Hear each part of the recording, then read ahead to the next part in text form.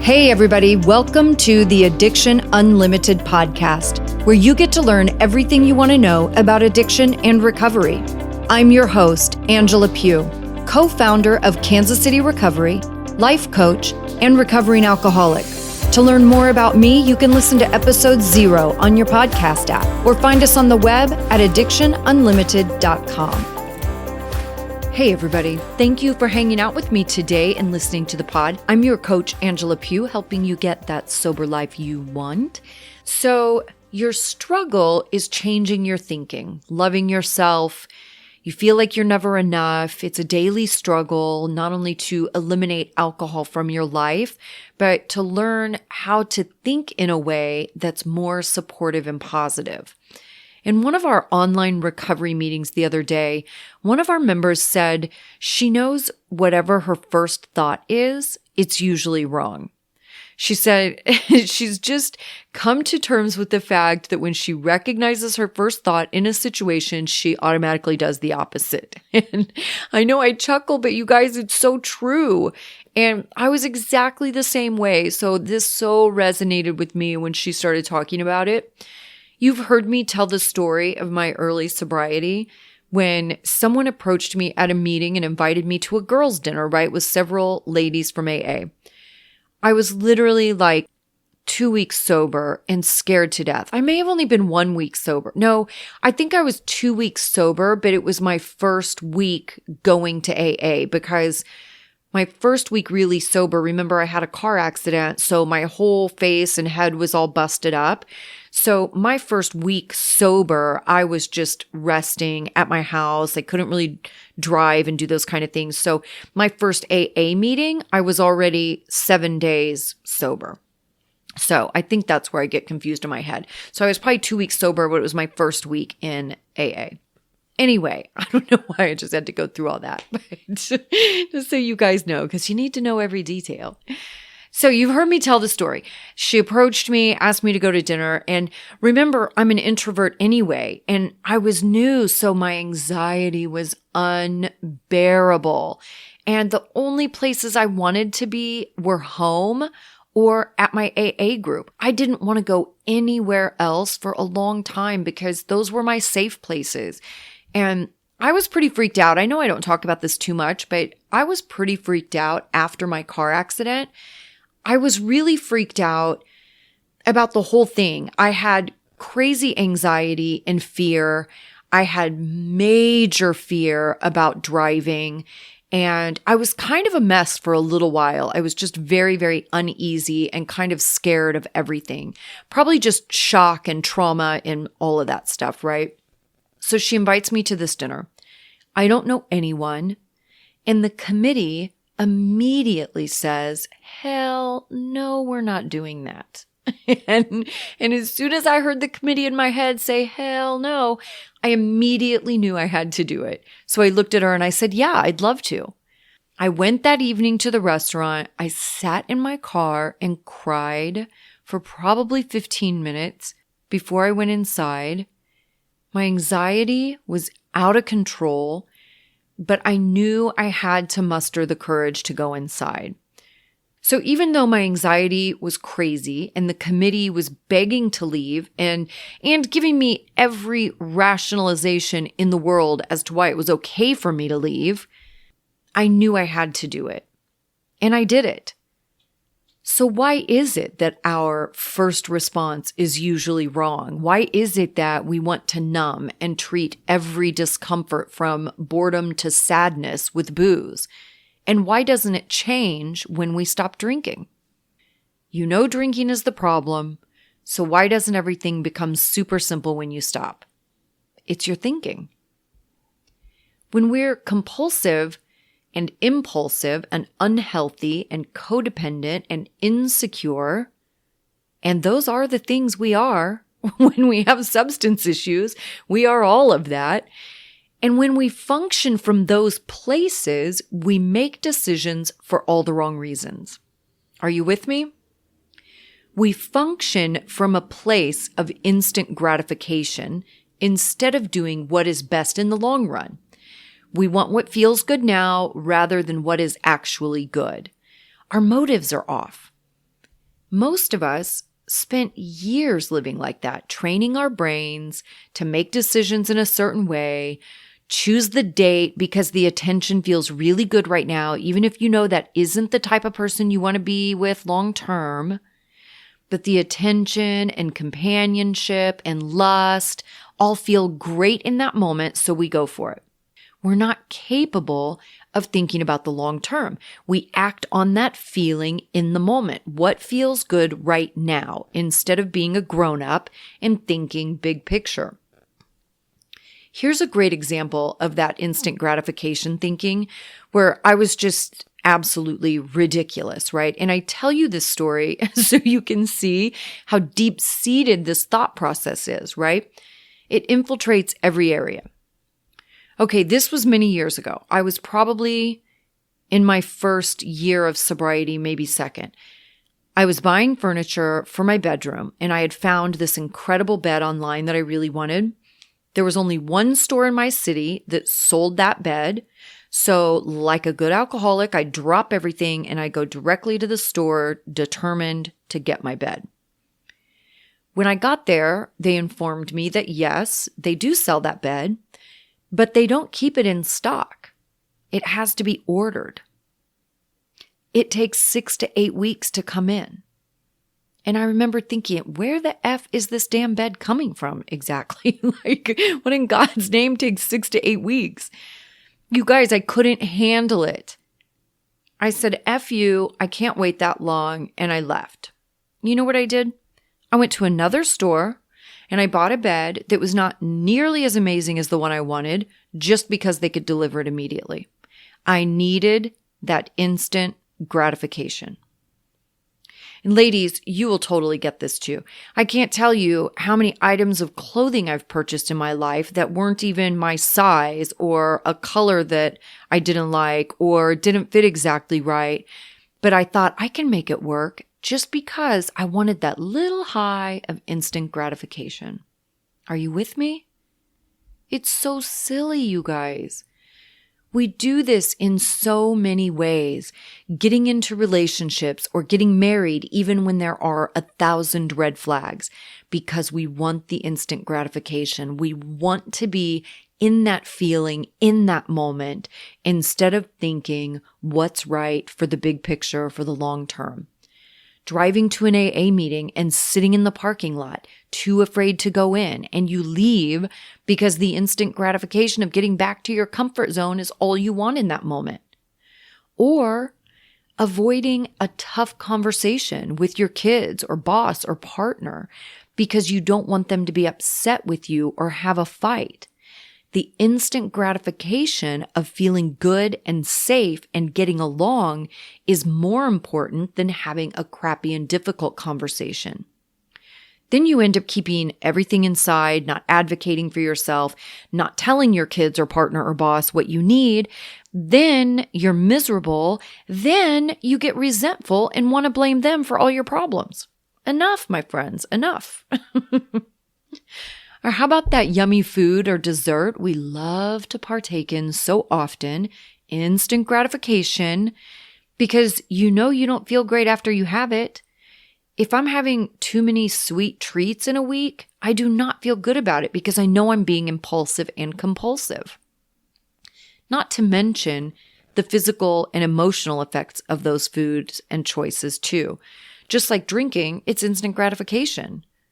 You get uncomfortable, you want the feelings to go away, you want the committee to shut the F up, and the drink is the fastest route to freedom.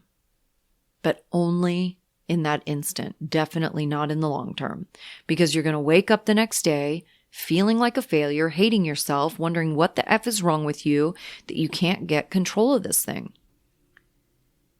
In those moments of contemplating a drink, the decision really is about what kind of life you want for yourself.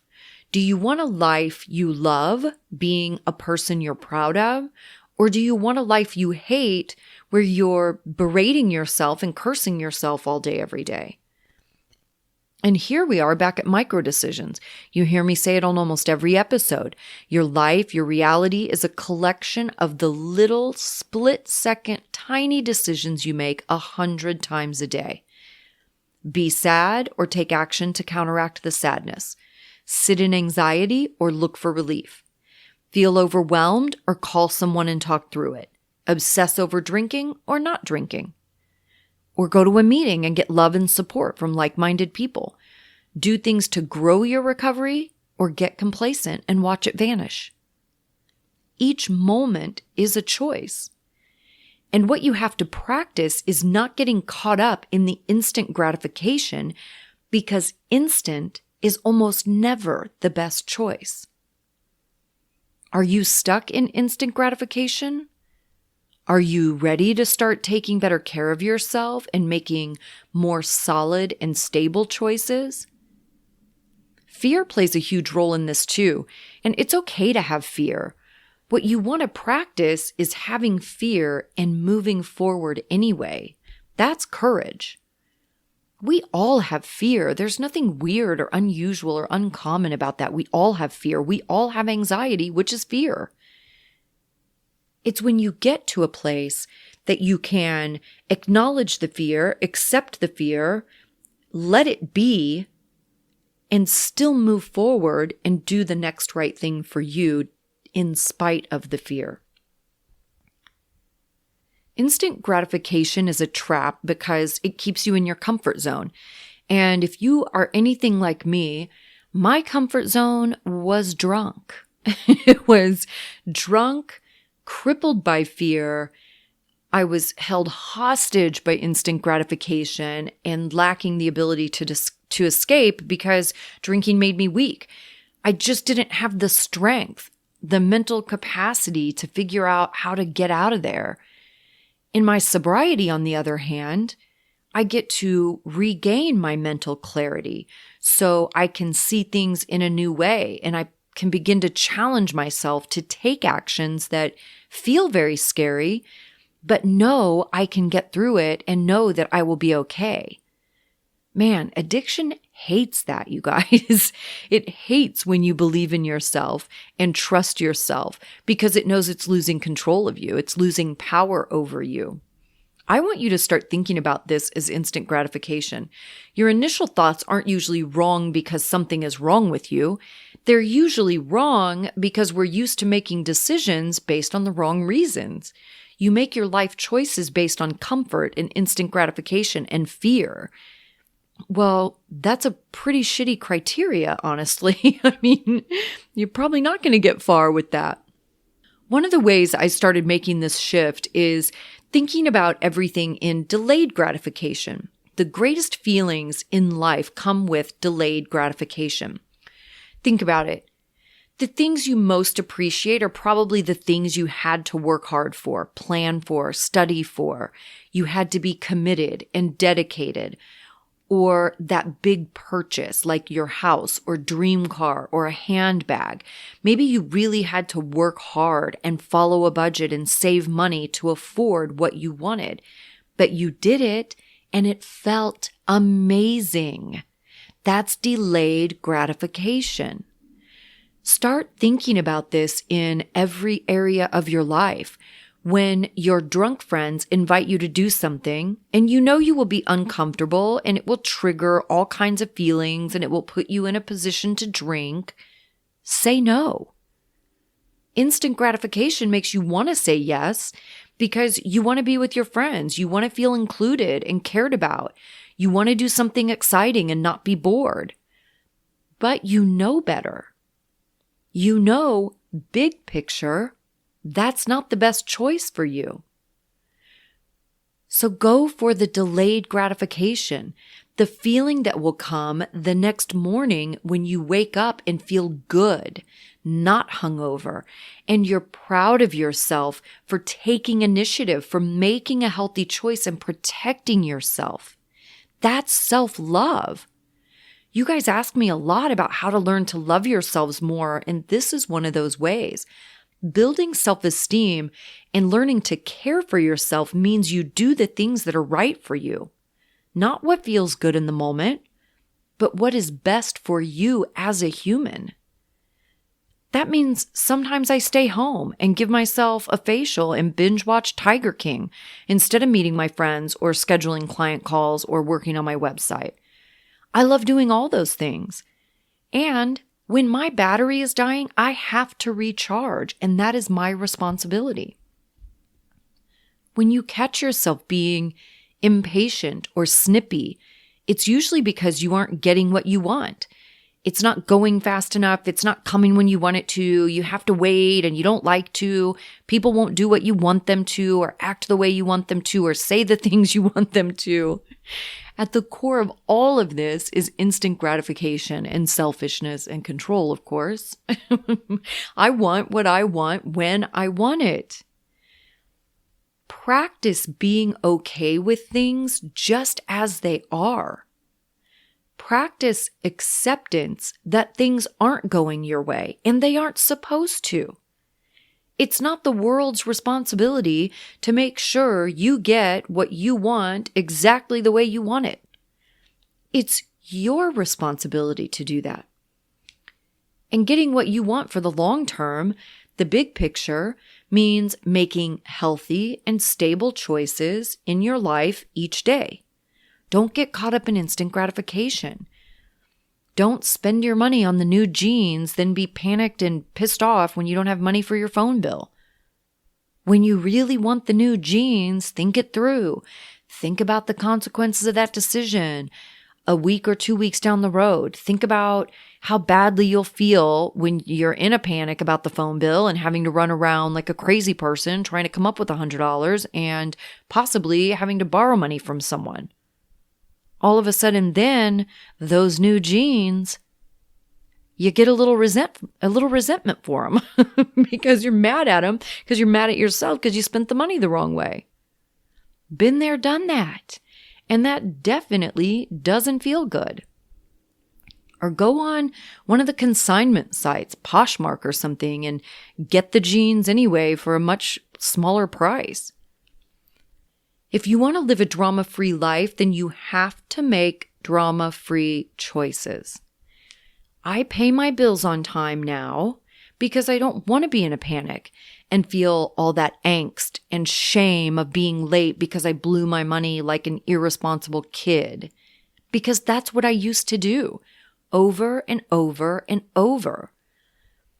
I would absolutely buy a handbag instead of paying the cable bill because I knew I could work an extra shift and make that money back and pay the cable bill late. Of course, I didn't have healthy self-esteem behaving like that. I was just jumping around my life from one instant gratification to the next. I wasn't making smart choices for myself or thinking things through. I was chasing the high. Whether it was a handbag, a guy, a trip, a new car, a drink, it was all moment to moment with no plan. When I got the ability to slow down a bit and start to see how being that impulsive was not serving me, that's when I got to start making better choices. That's when I could see that the guys I liked were not the healthiest choice for me, even though all that fun and lust and infatuation felt great. I always ended up sad because I didn't intentionally choose people that were a good fit for me. I chose people based on how good it felt in the moment. Then I could see that when I was so impatient and didn't have the ability to wait for the furniture I really wanted, I ended up with furniture I didn't love and I felt disappointed. It would have been way better if I would have waited the 6 weeks and had what I wanted, so every time I walked in the room, I felt proud and happy and grateful. Instead, I was a little pissed off every time I saw it because it was just a reminder that it wasn't what I really wanted. It's so ridiculous when you think about it. I started to see the value in paying the bills on time because I got to live without the stress and embarrassment of being irresponsible. Let me tell you something. Bill collectors destroy my serenity. And I've had a few times in my life where things were incredibly difficult financially. It's certainly the story of every entrepreneur for sure. When you take big risks and take big action, it doesn't always go well. It is certainly, even if it does go well, it doesn't go well quickly usually. Just because you start a business doesn't mean the money is rolling in every day. That's far from the truth. And I've had some hard lessons in the last few years. I've started 2 companies by myself, and there have been times that between the IRS and credit card debt, I felt like I just wanted to crawl under my bed and never come out. But what I know is crawling under the bed or avoiding the calls gives me a reprieve in that moment, but it doesn't make me feel good about myself. What allows me to feel good about myself is when I step up and handle my business, when I show myself that I believe in myself to do what I need to do to be well. And when all of that was going on, I had to really push myself to do things that were uncomfortable. I had to have the courage to call the IRS even when I felt humiliated by how far behind I was. I felt like a failure. I felt weak. I felt ashamed. And I had to push myself through that and tell myself over and over again how important it is to face the consequences of my actions. I am my responsibility. My consequences are my responsibility. Then I had to make some hard decisions, and I had to get committed to my goal on a whole new level. I had to make the decision to get my shit together, to handle my business and be 100% dedicated to it. And that's what I did. You guys have heard me talk about this before. When I lost a business many years ago, I cut my lifestyle down to nothing. Bare minimum cell phone, tiny ugly apartment, working 6 and 7 days a week. I didn't so much as buy a coffee for over a year. That's what it looks like to be committed to something. That's what it looks like to chase delayed gratification with huge, lifelong rewards, rather than get caught up in instant gratification, creating more shitty consequences for myself. Does this all make sense? Instant gratification can be avoidance. Avoid the elephant in the room. Don't face it. Don't talk about it because it doesn't feel good, but it creates consequences instead of rewards. And you know what addiction loves? It loves it when you feel shitty because you made some crappy decisions and created some consequences for yourself. It loves it when you feel bad like that because when you feel bad, it knows it can prey on you. Feeling bad and embarrassed and ashamed make you vulnerable. And alcohol needs you to be vulnerable so it can lure you back in. Here's what I want you to do today. Think about 1 or 2 ways you fall into the instant gratification trap over and over again. Maybe it's with dating. Maybe it's with money. Maybe it's with shopping. Maybe it's being fearful and staying in your unhealthy little comfort zone. Identify a couple of specific situations you can be in that are instant gratification. Then think about what action you can take to do that differently. Think through that moment when your friends are on the phone inviting you out. Think about how you can make a different, healthier choice. Think about what you would say to someone else or what you would say to yourself, depending on what your situation is. Think through every detail of doing it differently. Think about the rewards of making healthy choices and how good you will feel. Think about the smile on your face when you get up the next morning, knowing you made a kick-ass decision that was the best decision for you. Think about how strong you feel when you protect yourself, speak up for yourself, protect your sobriety. Then go do that. Make a commitment to do that. Be 100% committed to your decision. Are you with me? I think you are. Think about what it looks like how I just broke down that situation when I had all that debt to repay, right? Cutting my lifestyle down to nothing. What are some commitments you can make to be that committed to your sobriety? What does that look like for you? Does that mean sometimes you need to stay home? Like me, the only two places I wanted to go when I was new, the only two places I was okay being was home or at my meeting.